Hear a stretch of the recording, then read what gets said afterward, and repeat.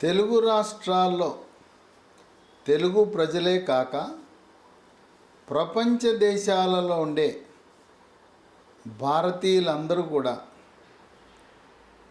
క్రికెట్లో సిద్ధహస్తుడు top cricketer Ambati Rayudu యొక్క రాజకీయ ప్రయాణం గురించి నిశితంగా పరిశీలిస్తున్నారు. అంబటి రాయుడు ఆయన ఒక స్టార్ క్రికెటర్. అనేక మంది కోట్లాది మంది క్రికెట్ అభిమానుల హృదయాల్లో స్థానం పొందాడు. తన ఆటతో ప్రజల యొక్క మనస్సులు గుండెలు గెలుచుకున్న అంబటి రాయుడు మళ్ళీ ప్రజల హృదయాలను గెలుచుకుని ప్రజాప్రతినిధిగా ప్రయాణం సాగించాలనే నిర్ణయానికి వచ్చి డిసెంబర్ 28న జగన్మోహన్ రెడ్డితో వైఎస్ఆర్సీపీ పార్టీ కండువా వేయించుకొని ఆ పార్టీలో చేరటం జరిగింది. వారం రోజులు తిరక్కముందే వైఎస్ఆర్సీపీ పార్టీ యొక్క వ్యవహార శైలి, వాళ్ళ పద్ధతులు, పార్టీలో చేరకముందు వాళ్ళ ప్రవర్తన ఎలా ఉంటుంది, చేరిన తరువాత ఎలా ఉంటుందని గమనించి, బాబోయ్ ఈ వైఎస్ఆర్సీపీ పార్టీతో నేను ఏగలేను, వీళ్ళు నాకు గుంటూరు లోక్సభ సీట్ ఇస్తారనుకున్నాను, గుంటూరు లోక్సభ కాదు, నరసరావుపేట లోక్సభ కాదు, నన్ను ఏకంగా కృష్ణానదిని దాటించి అంతర్జిల్లా బదిలీలాగా నన్ను వెళ్ళి మచిలీపట్నం లోక్సభకు పోటీ చేయమంటున్నారన్నాడు. ఈయనది గుంటూరు జిల్లా వాసి. ఆయన గుంటూరు పార్లమెంటుకు కానీ గుంటూరు పార్లమెంటు పరిధిలో ఉండే ఒక నియోజకవర్గం నుంచి శాసనసభకు పోటీ చేయాలనే ఆలోచనలో ఉన్నాడు.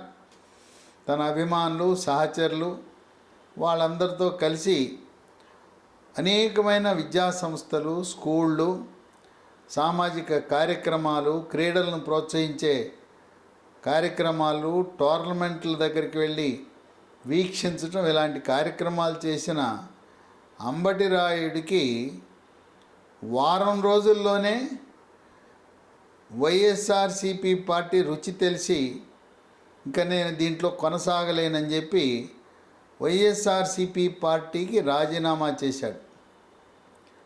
చేసి నేను రాజకీయాల్లో ఉంటే నాకు క్రీడలకు ఇబ్బంది వస్తుంది, నేను క్రికెట్ మ్యాచ్ల్లో పాల్గొనాలంటే రాజకీయంగా ఆ రాజకీయమే నాకు అవరోధం కాబోతుంది, అందుకే నేను రాజీనామా చేశానని అడ్డం చెప్పినా మళ్ళీ అంబటి రాయుడు వచ్చి తాడేపల్లిలో పవర్ స్టార్ పవన్ కళ్యాణ్తో కూర్చొని ఏకాంతంగా 2 గంటల పాటు చర్చించారు. అక్కడ చర్చల్లో సారాంశం బయటకు వచ్చింది ఏంటంటే, పవన్ కళ్యాణ్ జనసేన పార్టీలో చేరమని కోరినట్టు, జనసేన పార్టీలో చేరితే ఒక 2 నియోజకవర్గాలు ప్రతిపాదన వచ్చినాయి. ఒకటి కృష్ణా జిల్లాలో అవినిగడ్డ శాసనసభలో పోటీ చేయటం అనే అంశం. ఈ అవినిగడ్డ నియోజకవర్గం గతంలో గుంటూరు జిల్లాలో తెనాలి పార్లమెంట్ ఉన్నప్పుడు తెనాలి పార్లమెంట్లో ఉండేది అవినిగడ్డను, ఇంకో నియోజకవర్గం ఉండేది నిడుమోలని.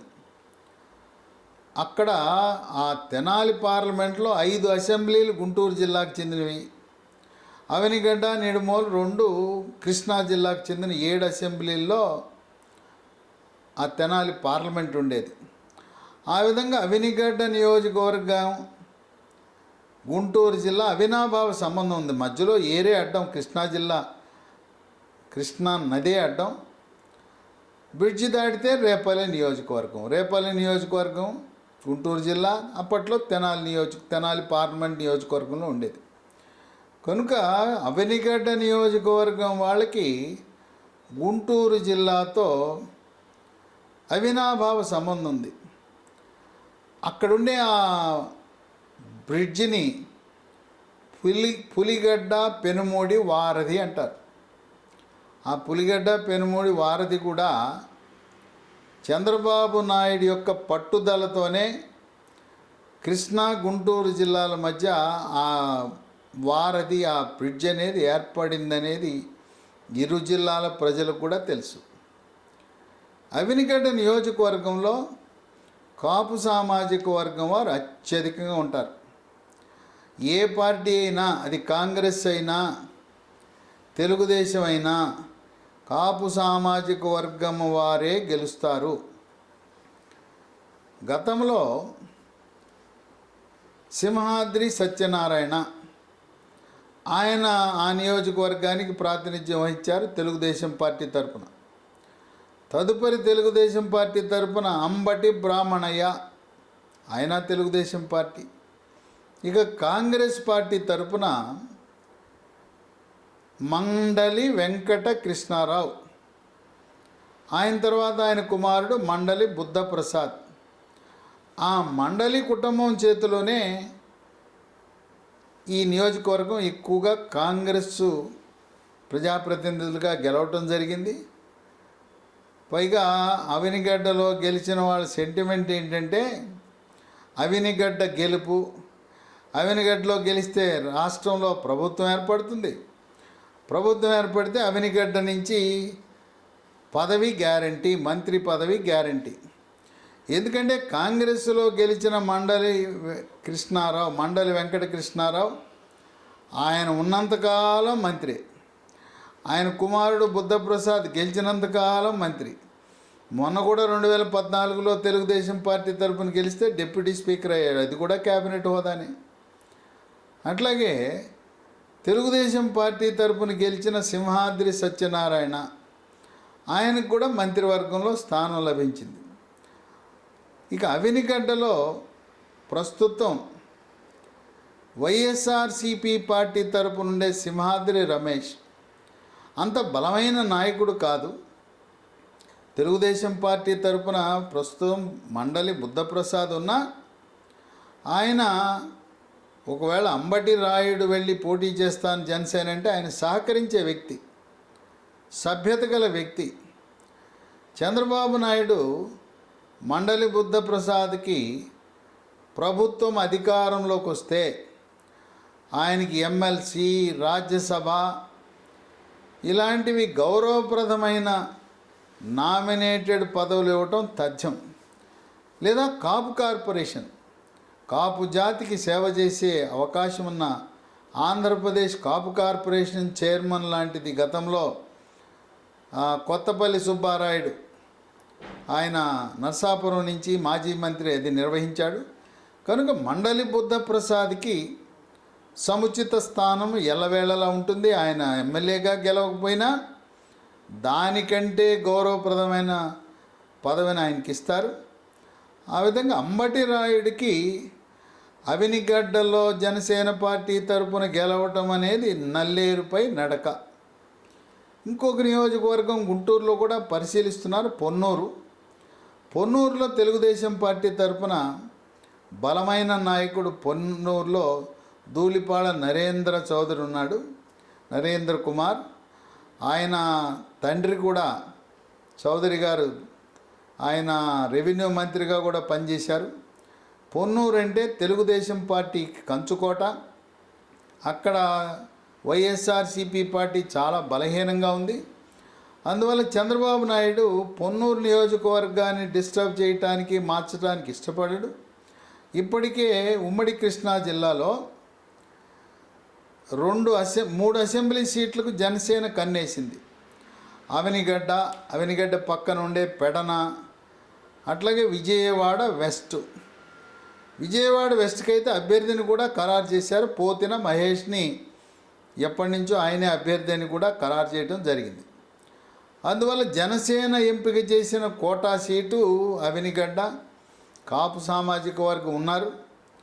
ఆ కాపు సామాజిక వర్గంతో పాటు అవినిగడ్డ నియోజకవర్గంలో చల్లపల్లి, మోపిదేవి 2 మండలాలు, అక్కడుండే 6 మండలాల్లో 4 మండలాల్లో 3 మండలాలు పూర్తిగా కాపు సామాజిక వర్గం ఎక్కువగా ఉంటారు. ఒక మండలంలో మత్స్యకార సామాజిక వర్గం, వాళ్ళు కూడా బందర్లో ఉండే కొల్లు రవీంద్ర మాజీ మంత్రి సామాజిక వర్గం, వాళ్ళు ఆయనకి బంధువులు. చల్లపల్లి, పెదముత్తేవి 2 మండలాల్లో ఉండే అక్కడ కమ్మ సామాజిక వర్గం ఆధిక్యత ఉంటుంది. వాళ్ళందరూ కూడా ఆ గ్రామాలన్నీ కూడా తెలుగుదేశం గ్రామాలు, చల్లపల్లి, పెదముత్తేవి, మోపిదేవి. ఆ విధంగా 6 మండలాలలో కూడా జనసేన పార్టీకి తిరుగులేదు. అంబటి రాయుడు అవనిగడ్డలో పోటీ చేస్తే విజయం తథ్యం. పైగా యువకుడు, అంతర్జాతీయ ఖ్యాతి పొందిన క్రికెటర్, స్టార్ క్రికెటర్. ఆయన శాసనసభ్యుడిగా గెలిస్తే ఆయన మంత్రి పదవి కూడా వరిస్తుంది. చంద్రబాబు నాయుడు ఇలాంటి వారిని ప్రోత్సహించడానికి చాలా సంతోషంగా ముందుకు వస్తాడు. ఎందుకంటే చంద్రబాబు నాయుడు విశాఖపట్నంలో స్పోర్ట్స్ యూనివర్సిటీ, క్రీడా యూనివర్సిటీని ప్రారంభించాలని 300 ఎకరాల భూమిని కూడా కేటాయించడం జరిగింది. ఆయనకి క్రీడా యూనివర్సిటీ, క్రీడల పట్ల చంద్రబాబు నాయుడు ముఖ్యమంత్రిగా ఉన్నప్పుడు హైదరాబాద్ నగరంలో ఏషియన్ గేమ్స్ నిర్వహించిన ఘనత ఉన్నది. ఈ రోజున హైదరాబాద్ నగరంలో స్టేడియాలు ఉన్నాయంటే గచ్చిబౌలి కానీ ఇంకే స్టేడియం చెప్పుకున్నా క్రీడలంటే ఎంతో మక్కువ కలిగిన వ్యక్తి చంద్రబాబు నాయుడు.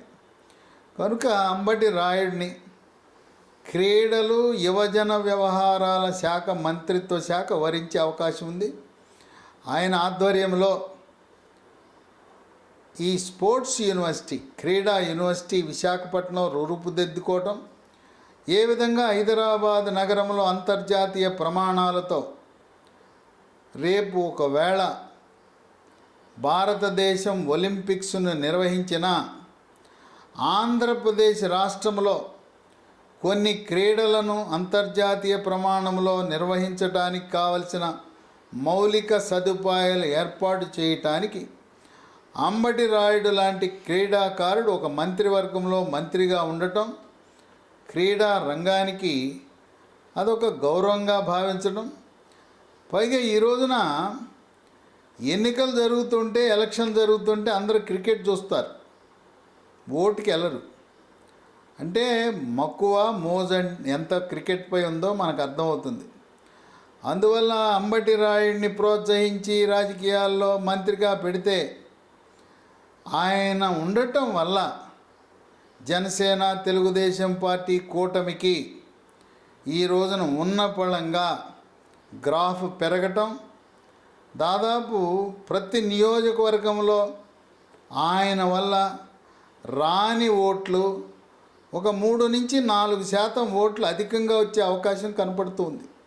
కనుక రాజకీయంగా బలపడటానికి అంబటి రాయుడిని పదవిచ్చి ప్రోత్సహించడం ద్వారా చంద్రబాబు నాయుడు, జనసేన పార్టీ ఇద్దరు కూడా ఈ రోజున 2024లో జనసేన, తెలుగుదేశం పార్టీ గెలిచింది అంటే అది కాపు జాతి ఆంధ్రప్రదేశ్ రాష్ట్రమంతా ఒకే మాట, ఒకే బాటగా 2014లో ఏ విధంగా కంకణబద్దులై జనసేన, తెలుగుదేశం, బీజేపీ ఒకే కూటమిగా ఏర్పడి చంద్రబాబు నాయుడిని ముఖ్యమంత్రి చేశారో అదేవిధంగా ఆనాటి ఫలితాలు పునరావృతమై ఆంధ్రప్రదేశ్ రాష్ట్రంలో జనసేన, తెలుగుదేశం పార్టీ విజయం సాధించి అంబటి రాయుడికి అవనిగడ్డలో పోటీ చేసి గెలిస్తే ఆయనకి క్యాబినెట్లో ఒక స్థానం పదిలంగా ఉంటుందని రాజకీయ విశ్లేషకులు భావిస్తున్నారు. ఇదిలా ఉంటే ప్రస్తుతం అవనిగడ్డని కృష్ణా జిల్లా మచిలీపట్నం నియోజకవర్గంలో దాన్ని కలపడం జరిగింది.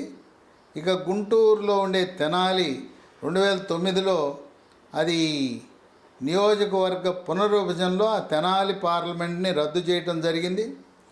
మచిలీపట్నంలో ప్రస్తుతం వైఎస్ఆర్సిపి లోక్సభ సభ్యుడిగా ఉండే వల్లభనేని బాలశౌరి, ఆయన 2004లో తెనాలి లోక్సభగా ఉన్నప్పుడు కాంగ్రెస్ పార్టీ తరపున గెలిచాడు. 9లో ఓటమి, 14లో ఓటమి, గుంటూరు జిల్లాలో పోటీ చేసి ఓటమి. మళ్ళీ మచిలీపట్నంకి వచ్చి 19లో లోక్సభ సభ్యుడయ్యాడు. ఆయనకు కూడా అక్కడ పరిస్థితి అర్థమైంది. కృష్ణా జిల్లాలో మచిలీపట్నం లోక్సభకి మళ్ళీ వైఎస్ఆర్సీపీ పార్టీ తరపున పోటీ చేస్తే గెలవనని అర్థమై వల్లభనేని బాలశౌరి ప్రస్తుత సిట్టింగ్ లోక్సభ సభ్యుడు జనసేన పార్టీలోకి మారాలనే ఆలోచన ఉంది. అక్కడుండే మాజీ మంత్రి పేర్ని నానికి వల్లభనేని బాలశౌరి ఇద్దరూ కాపు సామాజిక వర్గమైన ఉప్పు నొప్పు, వాళ్ళిద్దరికీ పొసగదు. ఒకరు ఎడ్డివంటే ఇంకొకరు దడ్డివంటారు. ఒకానొక సందర్భంలో వల్లభనేని బాలశౌరి ఆయన లోక్సభ సభ్యుడిగా అక్కడికి వస్తానంటే పేర్ని నాని స్థానిక శాసనసభ్యుడు అనుమతి లేకుండా మీరు ఎలా వస్తారని కొంతమంది నాయకులు ప్రశ్నించిన పరిస్థితి. అందువల్ల వల్లభనేని బాలశౌరి పార్టీ మారి జనసేన తరపున మచిలీపట్నం లోక్సభ నుంచి పోటీ చేసిన ఆశ్చర్యం లేదు. మచిలీపట్నం లోక్సభకు కూడా ఎక్కువసార్లు ఏ రాజకీయ పార్టీ అయినా కాపు సామాజిక వర్గం వాళ్ళే గెలవటం జరిగింది. తెలుగుదేశం పార్టీ తరపున అంబటి బ్రాహ్మణయ్య, అలాగే కాంగ్రెస్ పార్టీ తరపున బాడిగ రామకృష్ణ, ఈయన ప్రస్తుతం వల్లభనేని బాలశౌరి. ఇక్కడ కాపు సామాజిక వర్గం ఓట్లు మచిలీపట్నం లోక్సభ పరిధిలో దాదాపు 4 లక్షలు ఈ కాపు ఓట్లు ఉండటం వల్ల రాయుడికి కలిసి వచ్చే అంశం. వల్లభనేని బాలశౌరి కూడా లోక్సభ సభ్యుడిగా జనసేన పార్టీ తరఫున పోటీ చేస్తే మరింత కలిసి వచ్చే అంశం. ఏదేమైనా క్రికెట్ అభిమానులందరూ మా రాయుడు రాజకీయాల్లో రాణించాలి, క్రికెట్లో ఏ విధంగా విజయాల బాటలో నడిచాడో అదేవిధంగా రాజకీయాల్లో కూడా రాణించాలి, మంత్రిగా మా రాయుడిని చూడాలనే సంకల్పంతో ఉన్న తరుణంలో ఇంకా నిర్ణయం తీసుకోలేదు. త్వరలో అంబటి రాయుడు జనసేన పార్టీలో చేరతాడనే ఊహాగానాలు ఉన్నాయి. వేచి చూద్దాం అంబటి రాయుడి యొక్క ప్రయాణం.